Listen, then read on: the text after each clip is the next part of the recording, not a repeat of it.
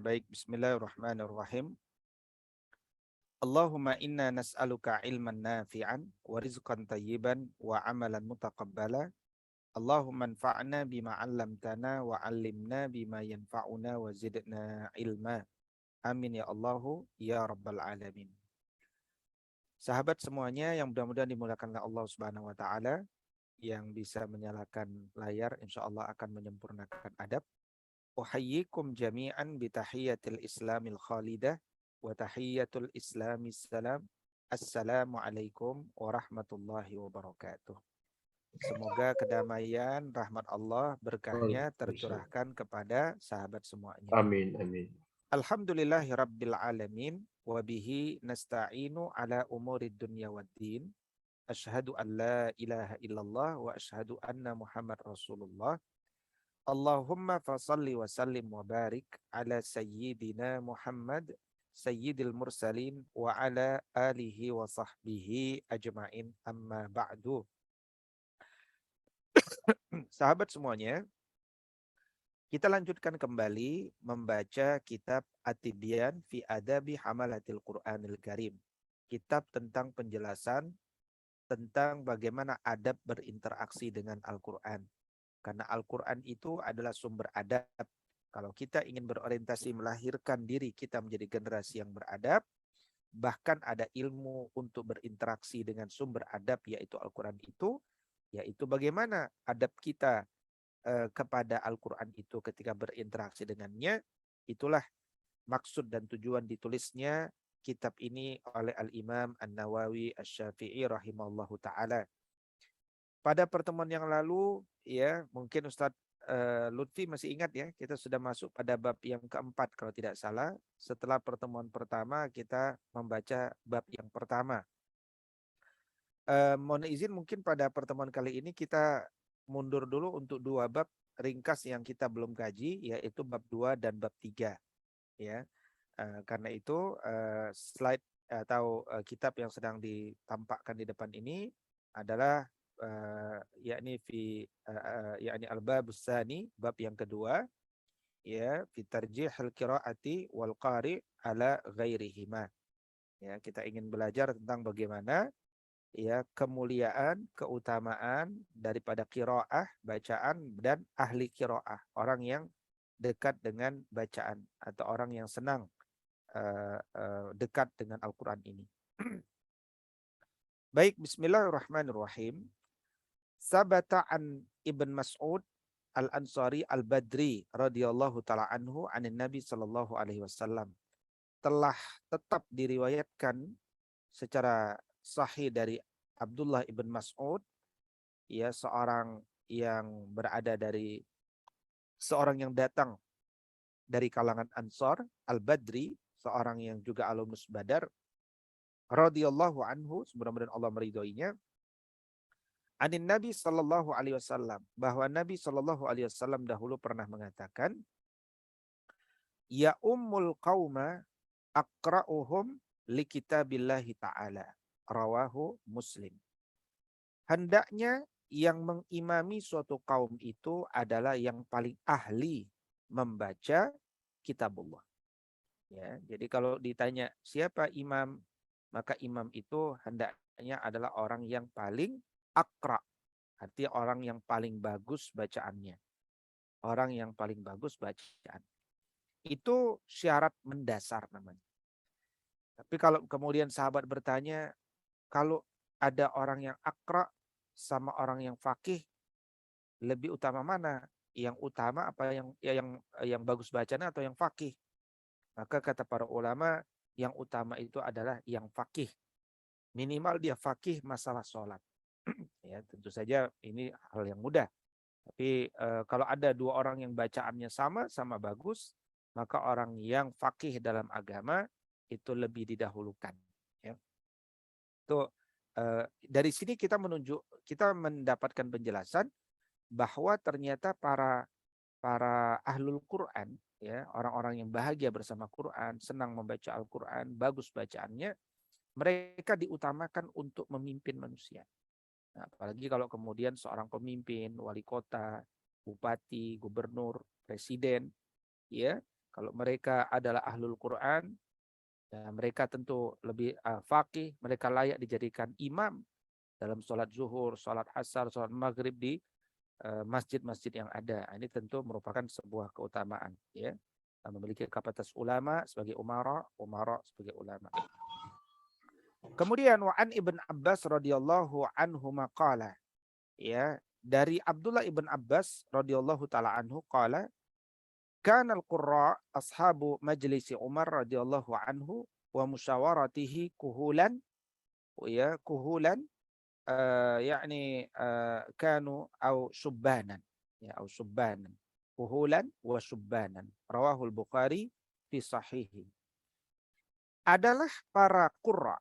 Para qurra itu adalah orang-orang yang ahli membaca Al-Quran, ya, selalu hadir dan dihadirkan oleh pemimpin yang bernama Sayyidina Umar ibn Al-Khattab radhiyallahu ta'ala anhu untuk selalu hadir dalam majelis-majelis permusyawaratan, majelis-majelis yang sifatnya membahas masalah umat.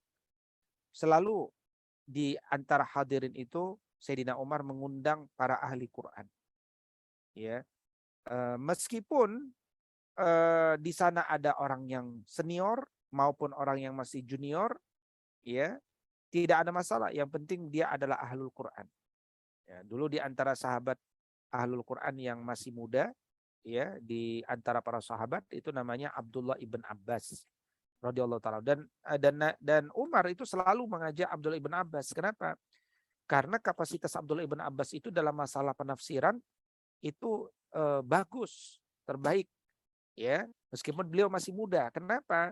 Ini keutamaan beliau karena pernah didoakan oleh Nabi Shallallahu Alaihi Wasallam, Allahumma faqihu fid din wa alimut ta'wil. Ya Allah, jadikan Abdullah ibn Abbas ini faqih dalam agama, alim dalam mentakwilkan ayat-ayat Allah Subhanahu wa taala. Nah, ini menunjukkan orang-orang yang hafal Quran itu juga diundang untuk menyelesaikan atau berkontribusi dalam memberikan pendapat. Tentu ini menunjukkan juga pemahaman bahwa ahli Quran yang dimaksud adalah ahli Quran yang selain bacaannya bagus, juga dia memiliki pemahaman yang bagus tentang agama. Artinya dia memahami ayat-ayat Quran yang dia hafal. Nah, kalau tidak difahami ayat Quran yang dihafal, tentu dia juga tidak bisa berkontribusi menyampaikan ide, pandangan dan gagasannya, gitu ya. Wa sayati fil babi ba'da hadza ahadits tadkhulu fi hadzal bab. Ya, dan nanti ada hadis-hadis di bab berikutnya yang akan merujuk tentang masalah ini, ya. Kemudian bab kedua yang ringkas ini ditutup oleh Imam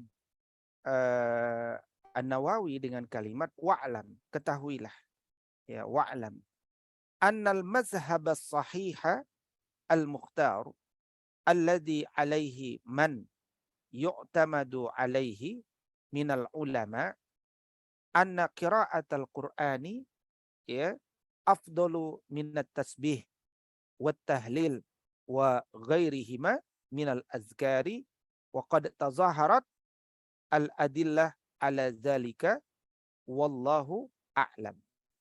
Ketahuilah bahwa di antara pendapat yang paling sahih yang terpilih adalah, ya, adanya satu keyakinan, ya, adanya satu keyakinan bahwa, ya, bahwa apa namanya bahwa membaca Al-Quran lebih utama, bahwa membaca Al-Quran lebih utama dari apa? Dari tasbih, tahlil, dan selain tasbih dan tahlil seperti takbir, tahmid, ya, dan lain-lainnya yang masuk dalam kategori minal azkar, zikir-zikir. Jadi tilawah Quran itu lebih utama daripada berzikir. Ya. Jadi apa namanya?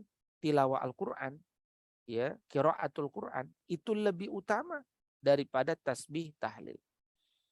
Ya, tentu hikmahnya banyak. Kenapa tilawah Quran itu lebih utama? Pertama, ketika kita membaca Al-Quran dengan tartil, dengan tadabbur, sebenarnya kita sedang berzikir juga. Jadi dia zikir yang besar, ya, zikir yang utama, zikir yang besar. Karena membaca Quran dengan pemaknaan itu membawa diri kita untuk berzikir. Nah, yang kedua, bahwa ketika kita membaca Quran itu ada pelajaran yang besar, yang banyak, yang jauh lebih banyak pelajarannya dibandingkan ketika kita hanya sekedar mengulangi kalimat tasbih dan tahlil, meskipun masing-masing ada keutamaan. Ya, itu yang dimaksud kenapa kemudian membaca Quran itu lebih afdol. Ya, bahkan di sini disebut ya anak qiraatul Quran afdol, lebih utama minat tasbih wa tahlil, daripada tasbih dan tahlil serta lafaz zikir lainnya. Makanya ketika kita sedang bertasbih, bertahmid, bertahlil, kita sebenarnya sedang berzikir juga, zikir yang besar, zikir yang utama. Karena itu nikmatilah zikir tersebut. Dan dalil tentang masalah ini cukup banyak. Wallahu a'lam, kata beliau, dan Allah tentu maha mengetahui dalam masalah ini. Nah, itulah pelajaran bab 2, mengkaji tentang poin-poin penting tadi. Baik, sekarang kita masuk pada bab yang ketiga, ya, bab yang ketiga. Al-babus salis fi ikram ahlul Quran wa nahyi an, yakni wa anil an idzaihim, ya. Jadi bab yang ketiga ini adalah bab tentang memuliakan ahlul Quran dan larangan untuk menyakiti ahlul Quran. Untuk menyakiti ahlul Quran. Nah, Imam An-Nawawi mengawali bab ketiga ini berbicara tentang bagaimana memuliakan ahlul Quran dan larangan menyakiti ahlul Quran itu dengan beberapa ayat-ayat Allah Subhanahu wa taala. Qala Allah taala, satu, zalika wa may yu'azzim sya'airallahi fa innaha min taqwal qulub. Ini Quran surat Al-Hajj, ya. Quran surat Al-Hajj ayat ke-32. Di mana Allah Subhanahu wa taala mengatakan siapapun yang dia senang mensyiarkan, mengagungkan, ya, syiar-syiar Allah, dia senang dengan agama, dia senang dengan keramaian orang beragama, dia senang dengan kegiatan-kegiatan beragama, dakwah-dakwah. Kalau orang itu senang, bahagia berada di lingkungan yang penuh syiar-syiar Allah, ketahuilah bahwa itu sejatinya datang dari kalbu yang penuh ketakwaan. Nah, berarti maknanya apa? Kalau kemudian orang itu tidak senang dengan kemakmuran, dengan keramaian perbincangan agama dan seterusnya, ya, dengan syiar-syiar agama, maka boleh jadi hatinya sedang gelap. Jadi cara kita melihat apakah hati kita sedang bertakwa adalah apakah kita senang dengan kalimat-kalimat agama, simbol-simbol agama, ya, kegiatan-kegiatan berbasis agama. Nah, ini satu indikatornya. Yang kedua, zalika wa may yu'azzim hurumatillahi fahuwa khairul lahu 'inda rabbih. Ya, jadi barang siapa yang dia mengagungkan apa-apa yang terhormat di sisi Allah, ya, maka itu lebih baik baginya di sisi Rabbnya. Jadi hurumat apalah adalah yang terhormat di sisi Allah. Jadi kita mau bicara tentang para ahli Quran yang pasti dia terhormat. Ya, ahli Quran itu, jadi ayat ini, ya, Imam Nawawi sudah memberikan satu cara berpikirnya bahwa kemudian nanti Imam Nawawi akan mengatakan bahwa di antara yang terhormat di sisi Allah Subhanahu wa taala itu, al-hurumat itu adalah para penghafal Al-Qur'an, para ahli Quran, para sahibul Quran, ya. Kemudian ada kerangka berpikir di ayat-ayat yang disampaikan oleh Imam Nawawi di pembuka bab itu bisa kita anggap sebagai kerangka berpikir beliau ketika mengkaji dalam masalah memuliakan Ahlul Quran ini. Ya, beliau mengangkat ke berikutnya Quran surat Al-Hijr ayat 88. Al-Hijr 88. Ya, Allah Subhanahu wa taala mengatakan wakhfid janahaka limanittaba'aka minal mu'minin. Artinya apa? Rendahkanlah jiwamu, ya, ketika engkau berada di hadapan orang-orang beriman. Jadi, bukan jadi rendah hatilah. Rendahlah, bukan rendah diri, tapi merendahlah kita di hadapan orang-orang beriman. Itu kerangka umum. Jadi tidak boleh kita sombong kepada orang-orang beriman. Kesombongan itu hanya kepada orang-orang yang sombong. Tapi kepada orang-orang beriman, maka kita tidak boleh menampakkan kesombongan, tidak boleh meninggikan suara. Kita harus berkata dengan lembut, berkata dengan baik, dan seterusnya. Ini adalah kerangka berpikir, ini adab yang menunjukkan kedisiplinan seseorang. Berikutnya, Imam An-Nawawi mengangkat juga kerangka berpikirnya dalam Quran surat ini Quran surat Al-Ahzab ya, surat 33 ayat 58. Allah mengatakan walladzina yu'dzunal mu'minina wal mu'minati bighairi maktasabu faqad ihtamalu buhtanan wa ismam mubina. Ya. Jadi dan orang-orang yang dia menyakiti dan orang-orang yang dia menyakiti orang-orang beriman al-mu'minin wal mu'minat, baik orang beriman dari kalangan laki-laki maupun orang beriman dari kalangan perempuan, bi ghairi maktasabu, dengan nggak ada alasan apa kesalahan mereka, kok disakiti hati mereka. Ya, apalagi kalau difitnah, dicaci, disiksa. Faqad ihtamalu buhtanan wa ismam mubina. Allah mengatakan orang itu sungguh telah memikul kebohongan, dosa ya yang nyata. Ya, dosa wa ismam mubina, dosa yang nyata. Jadi ya ini kerangka berpikir.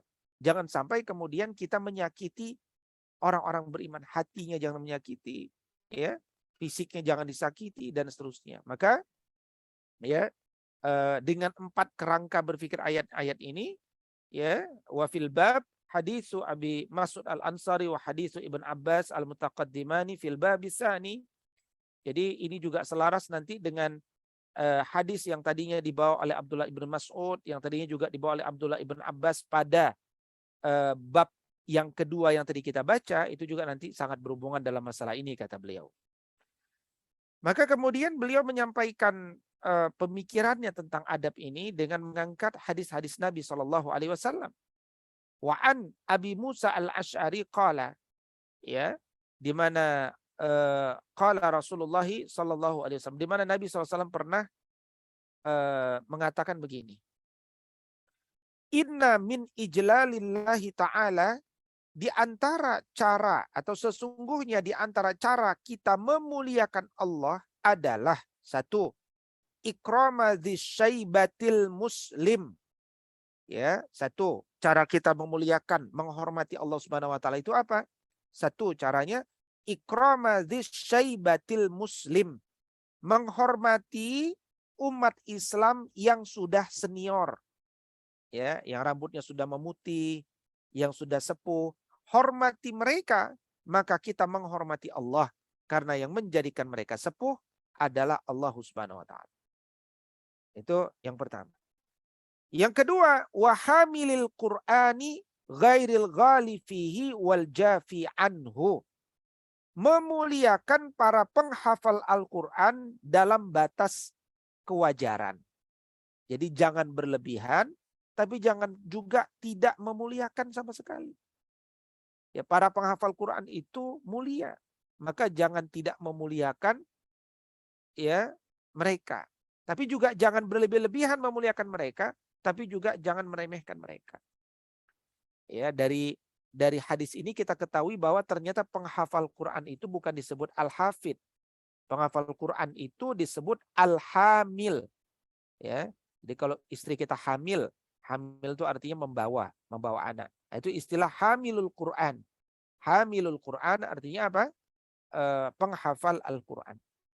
Ya, penghafal Al-Quran. Jadi kita memuliakan Quran itu berarti kita memuliakan Allah Subhanahu wa taala, mengagungkan Allah Subhanahu wa taala, dan tidak perlu berlebihan tapi juga jangan meremehkan, ya. Kemudian wa ikrama dzis sultanil muqsit. Jadi cara kita mengagungkan Allah itu adalah dengan memuliakan pemimpin yang adil. Dengan memuliakan pemimpin yang adil. Kalau punya pemimpin adil, cintai mereka. Memang kalau dicari-cari kesalahan pemimpin itu pasti ada saja kesalahan.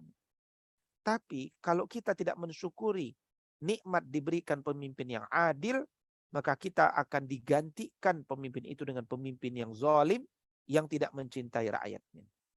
Ya, tidak mencintai rakyat. Ya, pemimpin yang tidak mencintai rakyat itu adalah pemimpin yang selalu membebani rakyatnya. Sehingga rakyat merasa semakin terbebani, ditambah lagi bebannya, ditambah lagi beban, ditambah lagi bebannya. Nah, sementara hutang semakin banyak, nah ini adalah ciri pemimpin yang tidak mencintai rakyat. Berikutnya, wa'an ya Aisyah radhiyallahu anha qalat, ya, dari Aisyah radhiyallahu anha qalat, dari Sayyidah Aisyah radhiyallahu taala anha, apa kata Sayyidah Aisyah, ya, apa kata Sayyidah Aisyah, ya, kata beliau, ya, qalat,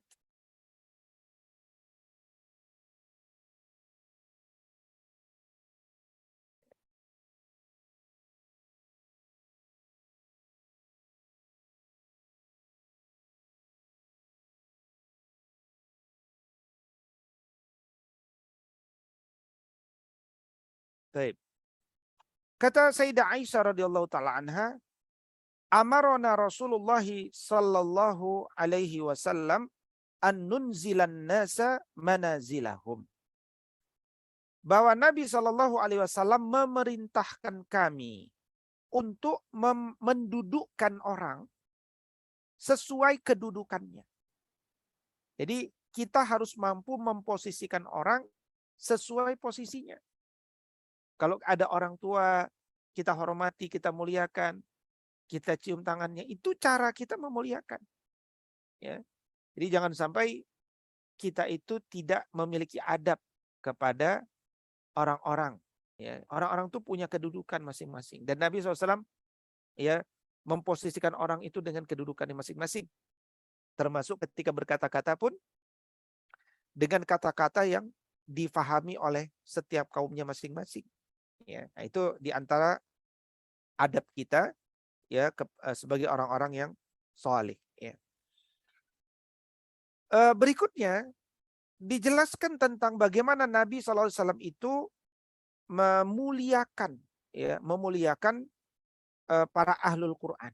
Bagaimana cara Nabi memuliakan ahlul Quran? Ya, jadi ada banyak cara Nabi SAW memuliakan ahlul Quran dalam banyak hal. Misalkan, ya, misalkan dalam satu riwayat, anna Nabiya sallallahu alaihi wasallam kana yajma'u bainar rajulaini min qatla Uhud, ya. Karena yajma'u bainar rajulaini min qatla Uhud, ya. Jadi bagaimana Nabi SAW kemudian ya waktu itu selesai perang Uhud, kemudian korban berjatuhan dari kaum muslim dikumpulkan, kemudian dibagi dua orang, ya, dibagi dua orang. Jadi 2 orang satu kuburan, 2 orang satu kuburan. Nah, tibalah saat dari 2 orang ini yang mana dulu yang dikuburkan. Summa yaqul, kemudian Nabi pun bertanya, ayyuhuma aktsaru akhzan lil Quran. Ya. Nah, siapa di antara 2 jenazah ini yang paling banyak hafalan Al-Qur'annya? Fa in usyira ila ahadihima qaddamahu fil lahdi. Nah, ketika kemudian telah diketahui siapa yang ahlul Quran, maka Nabi pun memasukkan terlebih dahulu ke liang lahat. Fa in usyira ila ahadihima qaddamahu fil lahdi. Ya, jadi yang ahlul Quran itu dimasukkan terlebih dahulu. Itu sampai ketika sudah jadi jenazah pun Nabi SAW memuliakan mereka dengan penghormatan itu. Ya, karena itulah kemudian dari Abu Hurairah radhiyallahu taala anhu bahwa Nabi SAW mengatakan, Innallaha azza wa jalla qala, ya, man azali waliyan faqad azantu bil harbi. Siapapun yang menyakiti waliku, maka dia telah mengumumkan perang kepadaku. Jadi jadi orang soleh itu dia berpotensi menjadi wali Allah. Dan wali Allah itu dicintai Allah Subhanahu wa taala. Maka jangan sampai kemudian ada orang yang kemudian menyakiti wali Allah, menyakiti orang yang mencintai Allah. Khususnya misalkan para ulama, para alim, dan seterusnya. Yang kemudian Allah Subhanahu wa taala juga cintai adalah di antaranya sebagaimana diriwayatkan oleh Imam Al-Bukhari dan Muslim, wa sabata fi sahihain, ya, anhu sallallahu alaihi wasallam annahu qala, bahwa Nabi SAW dahulu pernah mengatakan, ya, apa kata Nabi SAW? Man shallas subha, siapa yang salat subuh, ya, siapa yang salat subuh, fahuwa fi zimmatillahi ta'ala, maka orang itu berada dalam perlindungan, dalam jaminan Allah Subhanahu wa taala. Jadi siapapun yang salat subuh, orang itu berada dalam jaminan Allah Subhanahu wa taala. Fala yatlubannakumullahu bisyai'in min zimmatihi. Jangan sampai Allah menuntut kalian tentang jaminannya. Artinya apa? Yang dijamin ini jangan diganggu. Kalau siapa mengganggu orang yang ahli sholat subuh misalkan, ya, orang itu akan dicari oleh Allah Subhanahu wa taala. Ini bayangkan seorang ahli sholat subuh saja itu sudah dicintai Allah Subhanahu wa taala. Ya, apalagi kalau dia seorang ulama. Makanya kemudian Imam Ibn Asakir menyampaikan kalimat yang luar biasa. Ya, menyampaikan yang luar biasa. Ya. Tapi sebelum kepada Ibn Asakir, kita lihat bagaimana dua imam, wa'an imamainil jalilaini, ya, berkata dua imam yang mulia. Siapa dia? Abi Hanifah, ya, wasyafi'i. Abi Hanifah ini adalah Nu'man bin Sabit, seorang ulama fikih di Basrah, ya, yang lahir tahun 80, wafat tahun 150 Hijriyah. Wasyafi'i, seorang ulama yang lahir di Gaza tahun 150 Hijriah. Radhiyallahu anhuma. Mudah-mudahan Allah meridhoi mereka berdua. Qala. Kata keduanya, in lam yakunil ulama awliya Allahi falaisa lillahi waliyun. Kalau ulama itu bukan wali Allah, terus siapa lagi wali Allah? Ya, kalau ulama saja tidak disebut wali Allah, maka siapa kalau begitu wali Allah? Itu menunjukkan pemuliaan kita kepada ulama itu harus benar-benar. Ya, harus benar-benar. Makanya kemudian berkata Al-Imam Al-Hafidh Abul Qasim Ibn Asakir rahimahullah ta'ala. Apa kata Ibn Asakir? Nah, ini begitu tegas beliau mengatakan, ya, i'lam ya akhi, ketahuilah wahai saudaraku, waffaqanallahu wa iyyaka limardatihi, ya, waffaqanallahu wa iyyaka limardatihi. Mudah-mudahan Allah memberikan kalian atau memberikan kami dan juga kalian taufik, ya, yang diridhoi oleh Allah Subhanahu wa taala. Wa ja'alana mimman yakhshahu wa yattaqihi haqqa tuqatih. Dan mudah-mudahan Allah memudahkan kita untuk menjadi pribadi yang khasyah, yang tunduk.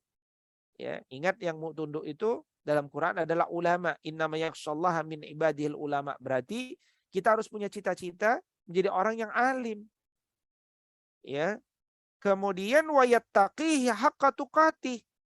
Mudah-mudahan Allah memudahkan kita menjadi pribadi yang takwa sebenar-benar takwa.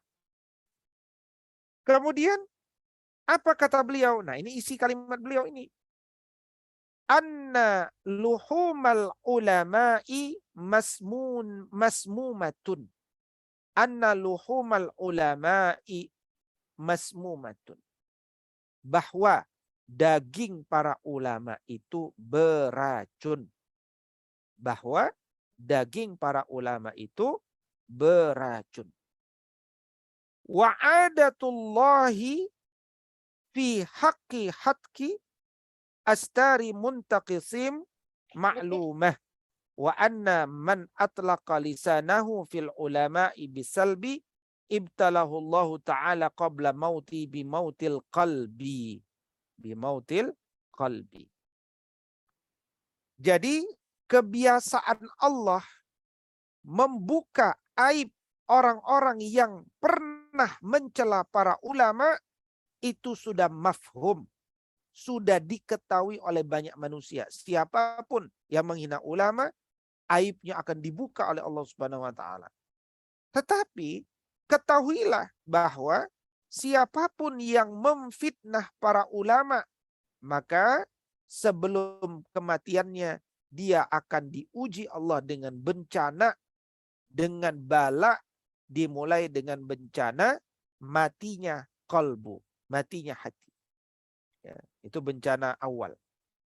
Karena itulah bab ketiga ini pun ditutup oleh Imam Nawawi dengan mengangkat Quran surat An-Nur, surat ke-24 ayat ke-63 yang berbunyi falyahdzaril ladzi yukhalifuna an amrihi an tusibahum fitnatun au yusibahum azabun alim. Maka hendaknya orang-orang yang menyelisihi perintah Rasulnya, hendaknya dia takut akan mendapatkan ujian. Hendaknya dia takut akan mendapatkan azab yang pedih.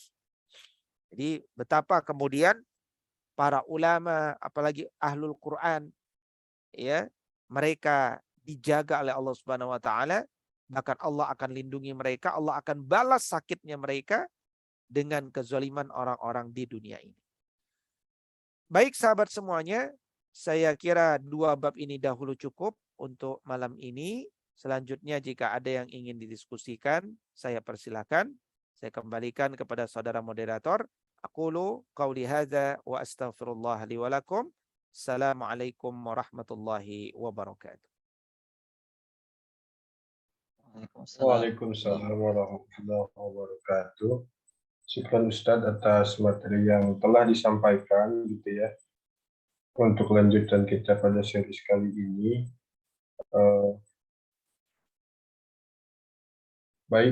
kita memasuki ke sesi selanjutnya. Dari penyampaian materi tadi mungkin ada sebagian dari rekan-rekan yang ingin bertanya gitu ya langsung kepada Ustadznya gitu ya. Mangga mungkin ada yang ingin ditanyakan. Untuk termin pertama mungkin 3 pertanyaan dulu boleh. Silakan bisa open mic atau misalnya raise hand terlebih dahulu. Silakan.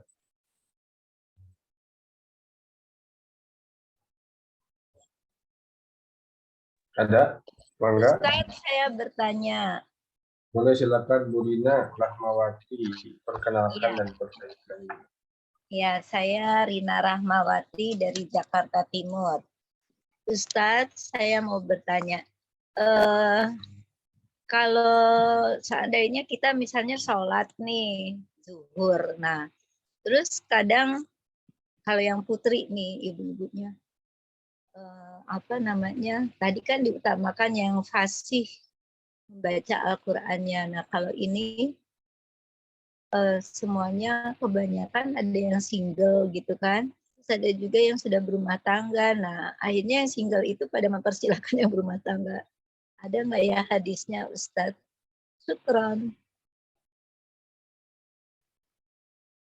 Baik, hatur nuhun Bu Rina. Silakan Ustadz mungkin langsung dijawab. Salam sunnah.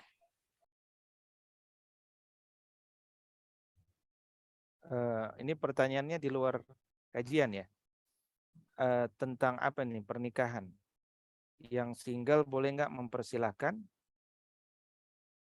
Yang double. Menjadi imam gitu Ustadz. Jadi imam waktu sholat, ketika sholat gitu kan. Ibu-ibunya gitu kan berjamaah gitu Ustadz. Kedengaran ya. Nah kemudian ada kan teman-teman yang single gitu kan. Nah terus akhirnya ada juga yang udah berumah tangga. Akhirnya yang single mempersilahkan yang sudah berumah tangga. Begitu betul atau tidak Ustadz? Ya, bismillahirrahmanirrahim. Tidak ada dalilnya yang menjelaskan bahwa yang double boleh jadi imam, yang single belakangan. Itu tidak seperti itu. Jadi yang menjadi imam tadi adalah ya ummul qaum, ya ummul qaum, yang akan menjadi imam itu adalah aqra'uhum li kitabillahi ta'ala, rawahul Muslim. Jadi adalah yang paling aqra' dalam bacaan Quran. Jadi kalau dia ternyata sudah double tapi ternyata bacaan Qurannya tidak bagus, maka dia tidak boleh jadi imam. Ya, bahkan bukan bahkan tidak boleh jadi imam kalau dia tidak aqra. Maka alat ukurnya adalah aqra, bacaannya.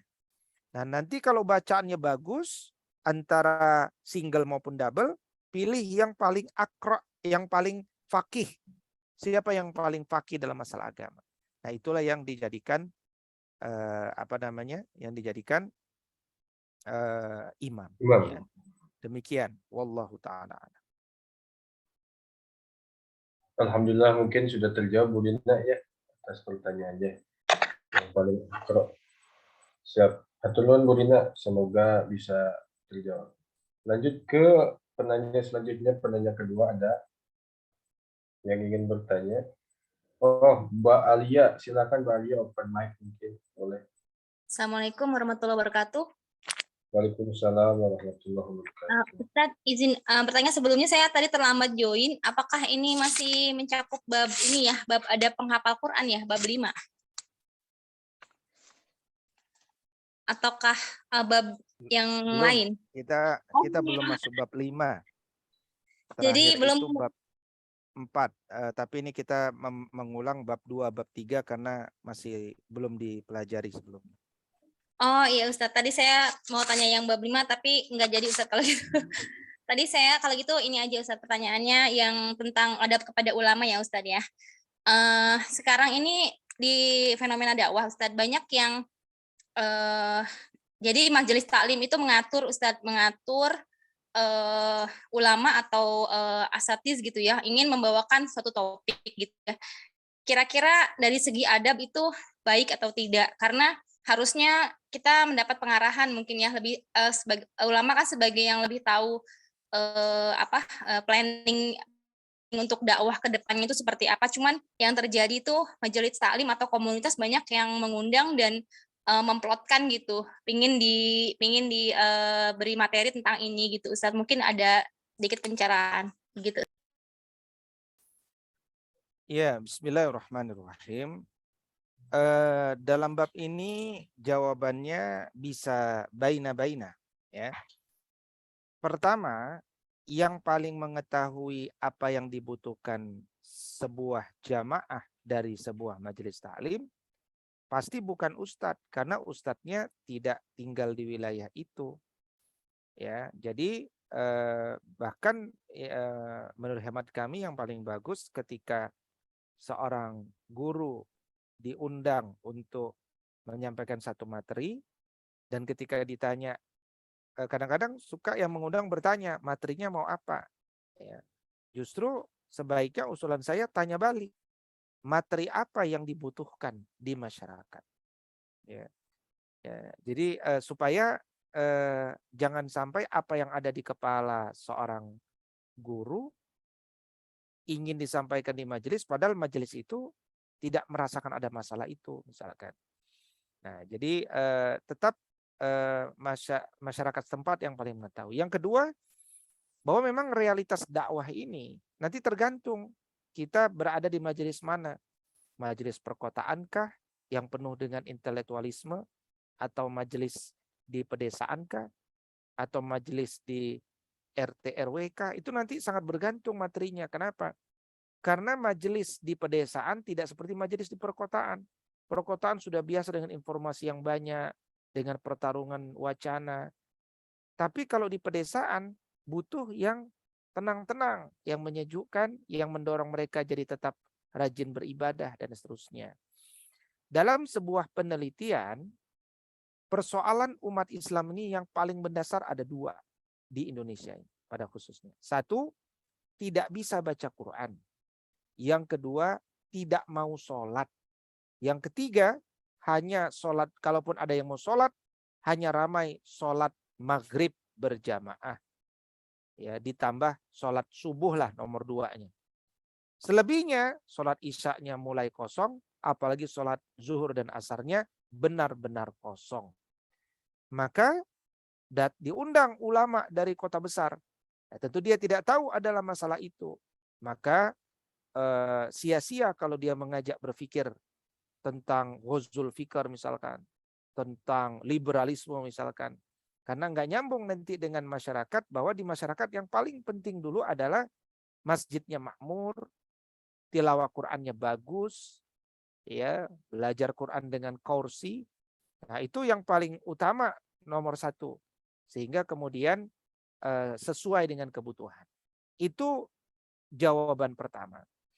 Tapi jawaban kedua benar, bahwa dalam konteks secara umum majelis ilmu dia tidak perlu juga untuk mengatur ya seorang ulama. Ya, ulama dia mengerti apa yang baik, ya, maka jangan dibatasi, jangan diarahkan, ya. Makanya beberapa ulama kalau dibatasi, diarahkan, ya sudah, dia bilang, ya kenapa saya diatur-atur? Ya cari saja yang bisa diatur-atur. Nah, gitu nanti ulama itu. Karena ulama itu dia merdeka orangnya. Tidak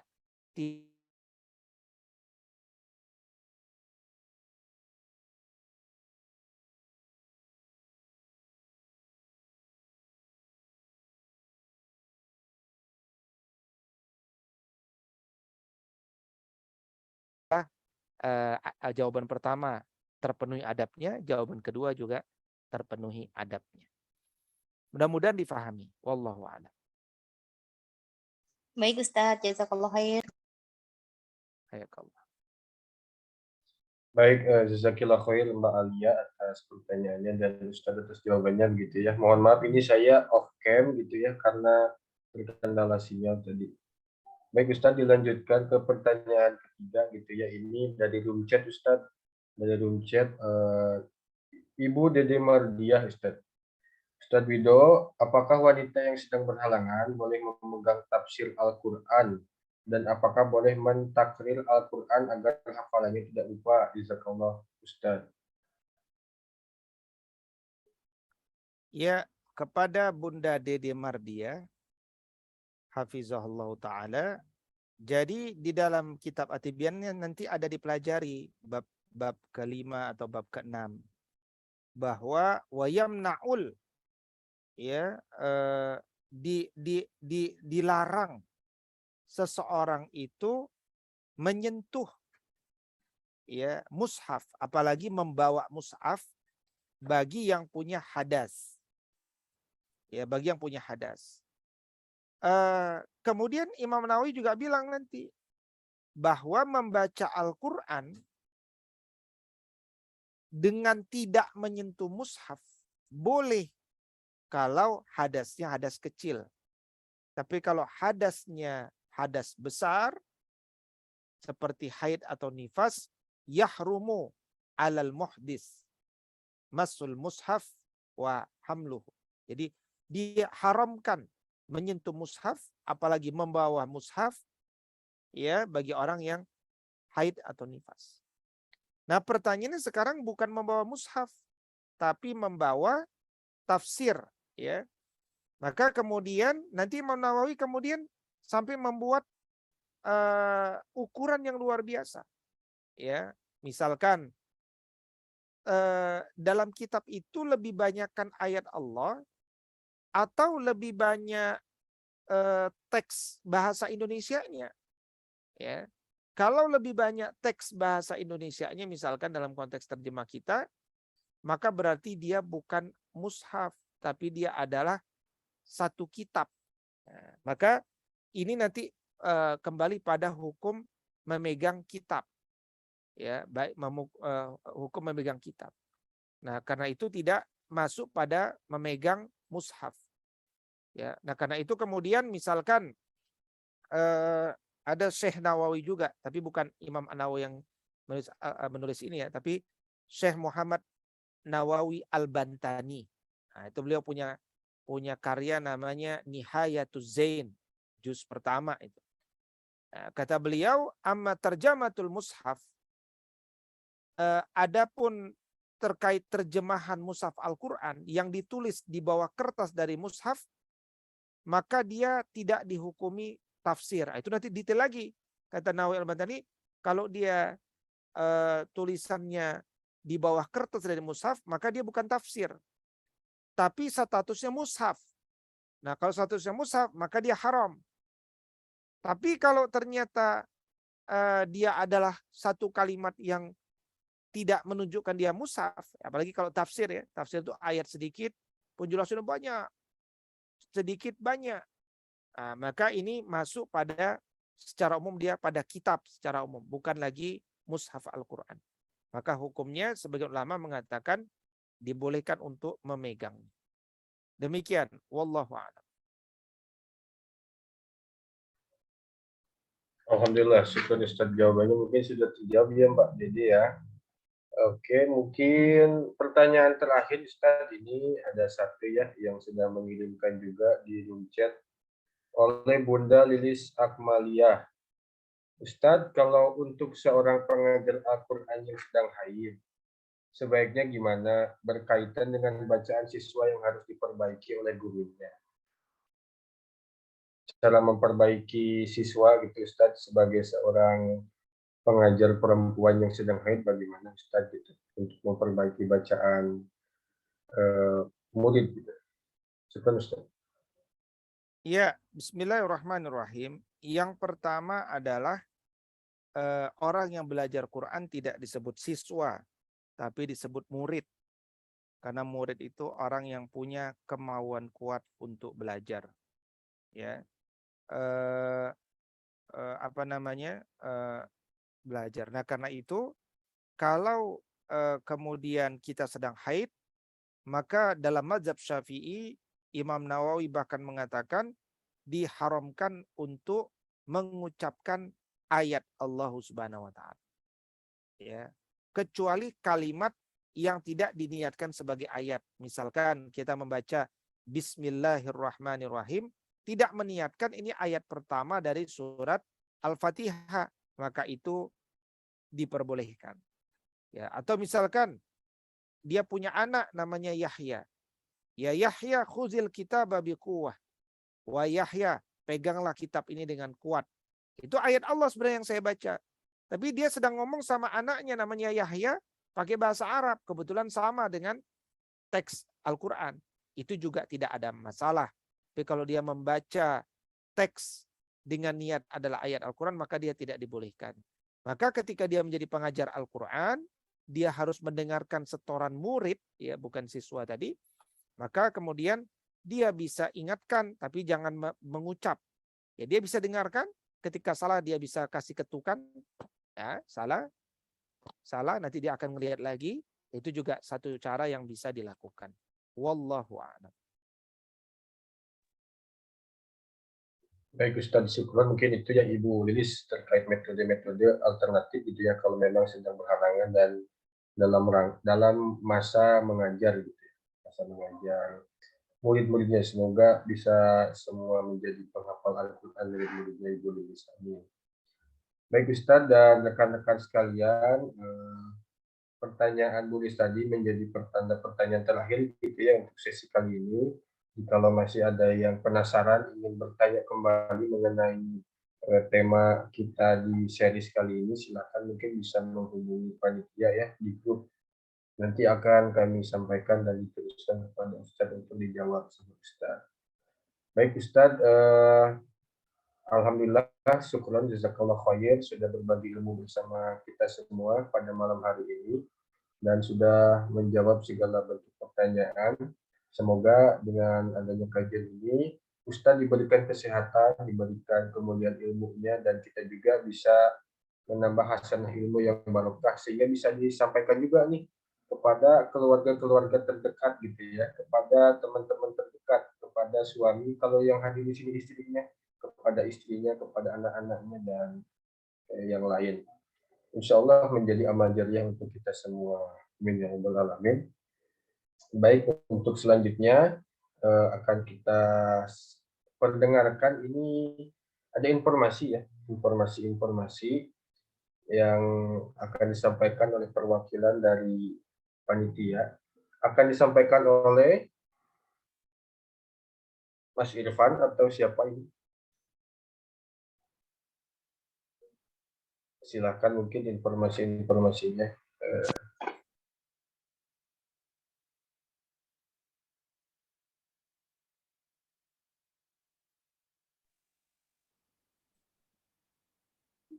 Boleh Mbak Hilda, mungkin Mas Lutfi. Silakan Mbak Hilda untuk disampaikan mungkin informasi-informasi. Ya, Mas Lutfi, maaf tadi. Oh ya, terkait ini ya, terkait infak ya.